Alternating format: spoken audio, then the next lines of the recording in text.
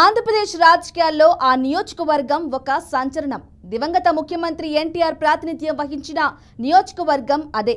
1983లో TDP పుట్టినప్పటి నుండి నేటి వరకు ఓటమి ఎరుకని నియోజకవర్గం ఇది. అక్కడి ప్రత్యర్థి ఎవరైనా టీడీపీ అభ్యర్థి చేతిలో ఓటమి మాత్రం ఖాయం. అలాంటి కంచుకోటకు బీటలు పడబోతున్నాయనే టాక్ ప్రస్తుతం చర్చనీయాంశంగా మారింది.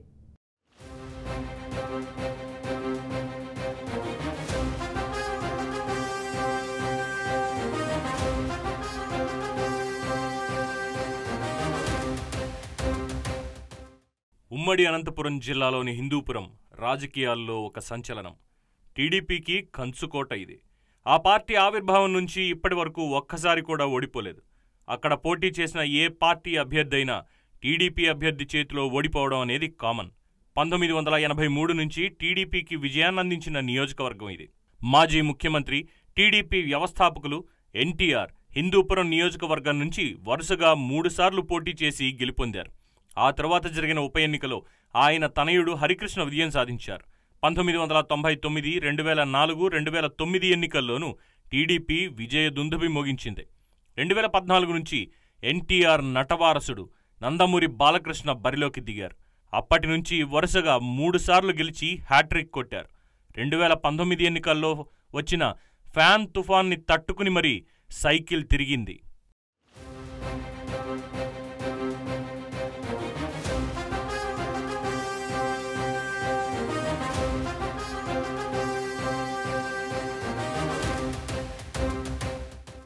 ఇక 2024 ఎన్నికల్లో హిందూపురం నుంచి బాలకృష్ణ బంపర్ మెజార్టీతో విక్టరీ కొట్టాడు.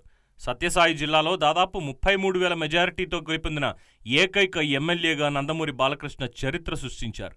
హిందూపురం నియోజకవర్గ ప్రజలు తెలుగుదేశం పార్టీని గత 40 ఏళ్లుగా ఆదరిస్తూ వస్తున్నారు. భవిష్యత్తులోనూ హిందూపురంలో టీడీపీకి తిరుగు ఉండదు అనేది నియోజకవర్గ ప్రజల చర్చ. ప్రియతమ హిందూపురం శాసనసభ్యులు నందమూరి బాలకృష్ణ గారి నేతృత్వంలో హిందూపురం అభివృద్ధి దిశగా ప్రయాణం చేస్తూ ఉంది. 3వసారి ముచ్చటగా హ్యాట్రిక్ సాధించిన నందమూరి బాలకృష్ణ గారు హిందూపురం అభివృద్ధి పట్ల చిత్తశుద్ధితో వివరిస్తూ గౌరవ ముఖ్యమంత్రి శ్రీ నారా చంద్రబాబు గారిని ప్రత్యక్షం కలిసి హిందూపురం నిధులు కావాలని కోరడం జరిగింది. అందులో భాగంగా ఈరోజు హిందూపురం మున్సిపాలిటీకి 160 కోట్ల రూపాయలతోటి తాగునీటి సమస్య శాశ్వత పరిష్కారం కోసం కింద గతంలో 194 కోట్ల రూపాయలతో తాగునీటి సమస్య తీర్చిన నందమూరి బాలకృష్ణ గారు ఇంకా మరింత ఉపయోగకరమైన సేవలు అందించాలి, ప్రజలకు మేలైన మెరుగైన సేవలు అందించాలి. హిందూపురం నియోజకవర్గంలో తెలుగుదేశం పార్టీకి మంచి పట్టు ఉంది. కేవలం మున్సిపాలిటీ, టౌన్ పరిధిలోని 2 లక్షలకు పైగా జనాభా ఉన్నారు. మొత్తం దాదాపు 38 వార్డులు ఉన్నాయి. ప్రస్తుతం స్పెషల్ గ్రేడ్ మున్సిపాలిటీగా కొనసాగుతోంది. అందుకే ఎమ్మెల్యే నియోజకవర్గ అభివృద్ధిపై స్పెషల్ ఫోకస్ పెట్టారు. త్రాగునీరు, ఇరుకు రోడ్లు, డ్రైనేజీ, లైటింగ్ సిస్టమ్ అన్ని సమస్యలపై స్పెషల్ ఫోకస్ పెట్టారు. 3 రోజుల క్రిందట అభివృద్ధి పనులకు దాదాపు 700 కోట్ల రూపాయల మేర హిందూపురం కౌన్సిల్ ఆమోదం తెలిపింది. అండర్ డ్రైనేజీకి 450 కోట్లు, మరో 300 కోట్ల రూపాయలతో తాగునీరు, రహదారుల వెడల్పు, లైటింగ్ సిస్టమ్ సర్వాంగ సుందరంగా మున్సిపాలిటీని అభివృద్ధి చేయనున్నారు. హిందూపురం రూరల్, చిలమత్తూరు, లేపాక్షి మండలాలకు సంబంధించి ఇప్పటికే పంచాయతీరాజ్ శాఖ నుంచి హిందూపురానికి 300 కోట్ల రూపాయల నిధులు మంజూరయ్యాయి. దీంతో గ్రామాల్లో సీసీ రోడ్లు, డ్రైనేజీలు, తాగునీటి సమస్యల పరిష్కార విషయంలో కూటమి నేతలు దూసుకు వెళ్తున్నారని తెలుస్తోంది.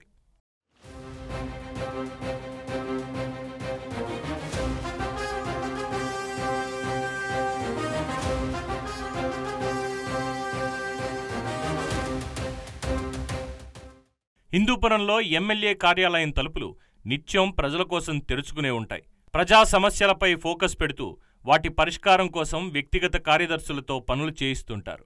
నియోజకవర్గాన్ని మరింత అభివృద్ధి చేసి చూపించాలని సంకల్పంతో మాస్టర్ ప్లాన్ను కూడా రూపొందించారు. రాష్ట్రంలోనే నంబర్ 1గా హిందూపురాన్ని తీర్చిదిద్దాలని వ్యూహరచన చేస్తున్నట్లుగా తెలుస్తోంది. 6-7 నెలల్లో హిందూపురం మున్సిపాలిటీతో పాటు నియోజకవర్గంలో రహదారులు లేని గ్రామమే ఉండకూడదని బాలకృష్ణ నిర్ణయించుకున్నట్లుగా తెలుస్తోంది. ఈ విషయంలో ప్రత్యర్థుల నుంచి సైతం బాలయ్యపై ప్రశంసలు కురిపిస్తున్నారు. ఎమ్మెల్యే బాలకృష్ణ హిందూపురంలో ప్రత్యక్షంగా ఉన్నా లేకపోయినా మాత్రం తమకు అభివృద్ధి జరుగుతూనే ఉంటుందనే వాదన నియోజకవర్గ ప్రజల్లో వినిపిస్తోంది.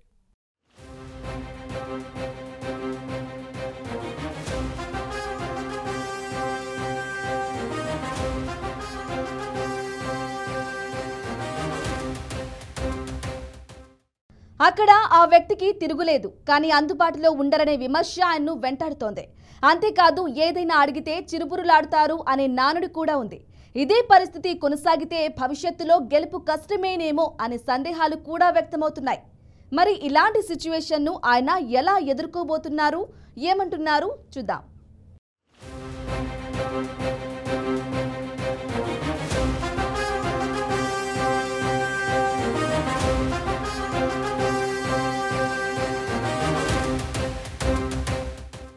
టీడీపీ కంచుకోటలో హ్యాట్రిక్ కొట్టిన ఎమ్మెల్యే నందమూరి బాలకృష్ణపై ప్రశంసలే కాదు విమర్శలు కూడా ఉన్నాయి. ఇందుకు ఆయన వ్యవహార తీరే కారణం. వెంటనే కోప్పడతారు, ఓపిగ్గా ఉండరు అనే ఆరోపణలున్నాయి. విపక్షాలు పదే పదే చెప్పే మాట కూడా ఇదే. పేరుకు మాత్రమే ఎమ్మెల్యే అని, అసలు నియోజకవర్గ ప్రజలకి అందుబాటులో ఉండరని అంటుంటారు. నందమూరి బాలకృష్ణ పిఏల వ్యవహారం కూడా వివాదాస్పదంగా మారింది. బాలకృష్ణకి మొత్తం 3 పిఏలున్నారు. వారిలో ఒకరు కురువ బాలాజీ, అధికారిక పిఏ.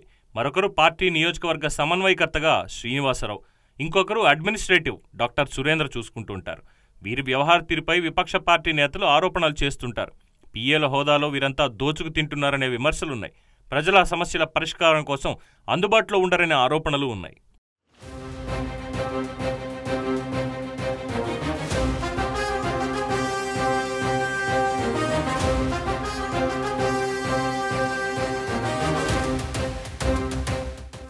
ఎమ్మెల్యే బాలకృష్ణ ఎన్నికల సమయంలో మాత్రమే కనిపిస్తారని, ఆ తర్వాత కనిపించరని స్థానిక వైసీపీ నేతలు ఆరోపిస్తుంటారు. ఎన్నికలకు ముందు వస్తారని, లేదంటే పండుగ పబ్బాలకు మాత్రమే దర్శనమిస్తారనే వాదన కూడా ఉంది. నియోజకవర్గానికి ఎమ్మెల్యేగా ఉన్నప్పుడు ఎక్కువగా అక్కడే ఉండాలనేది మరికొందరి వాదన.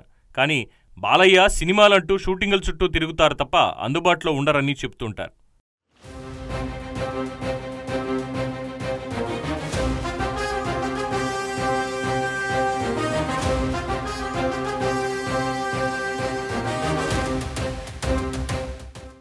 నియోజకవర్గ అభివృద్ధి చేస్తున్నాము అంటూ గొప్పలు చెప్పుకోవడమే కానీ వాస్తవ రూపంలో ఆ పరిస్థితులు కనిపించడం లేదనే వాదనలు కూడా బలంగా వినిపిస్తున్నాయి. షూటింగుల పేరుతో దూరంగా కాకుండా నియోజకవర్గ ప్రజలకు దగ్గరగా ఉంటే మరింత క్రెడిబిలిటీ ఉంటుందని అంటున్నారు.